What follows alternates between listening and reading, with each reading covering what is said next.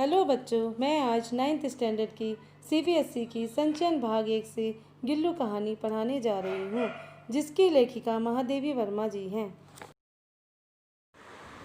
इस कहानी में महादेवी वर्मा ने एक छोटी सी गिलहरी का वर्णन किया है। महादेवी वर्मा को पीले फूल को देखकर अचानक उस छोटे से जीव की याद आ गई। वह सोचने लगी कि वह इस घनी हरी बेल के पत्तों में छिपकर बैठता था और फिर उनके पास आता और कंधे पर कूदकर उन्हें चौंका देता था। आज मुझे उस छोटे से प्राणी की खोज है। अचानक एक दिन उन्होंने सुबह कमरे से बरामदे में आकर देखा कि दो कौवे एक गमले के चारों ओर छुआ छुएल यानी चुपके से छूकर छुप जाने का खेल खेल रहे थे।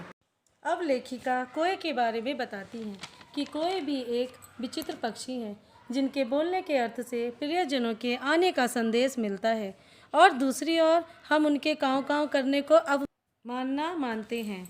वह यह सब सोच ही रही थी, अचानक उनकी दृष्टि उस छोटे जीव पर पड़ी जो गमले की दीवार की संधि में छिपा था। तब वह उसके पास गईं। उन्होंने देखा कि वह छोटा जीव अपने घोंसलों से गिर गया है और कौवे उसे मारने के लिए तैयार हैं। तब उन्होंने उस बच्चे को कौवे से बचाया और अपने कमरे में उसे ले गईं। फिर उसके जहाँ जहाँ घाव थे उस पर पेंसिलिन का मरहम लगाया और उसे रुई की बत्ती के माध्यम से उसके मुंह में दूध पिलाने की कोशिश की, लेकिन उस छोटे जीव का मुंह नहीं खुल पाया और दूध इधर उधर गिर गया। फिर काफ़ी घंटे के उपचार के बाद उसके मुंह में पानी की एक बूंद डाली, जिससे वह तीसरे दिन थोड़ा ठीक हो गया। अब क्या था, वह लेखिका को अपनी नीली कांच के समान आँखों से देखता था, जो महादेवी वर्मा को बहुत पसंद थी। अब वह पूर्णतः स्वस्थ हो गया। उसके सुंदर मुलायम रोए और छब्बेदार पूँछ व चमकीली आँखें उनको बहुत आश्चर्यचकित करती थीं।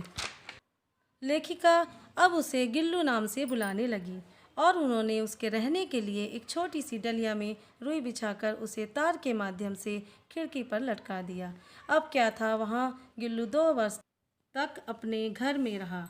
वह स्वयं अपने झूले को हिलाता और उसमें झूलता तथा अपनी कांच जैसी आंखों से इधर उधर देखता रहता था। अब आगे का भाग नेक्स्ट वीडियो में आपको मैं पढ़ाऊँगी।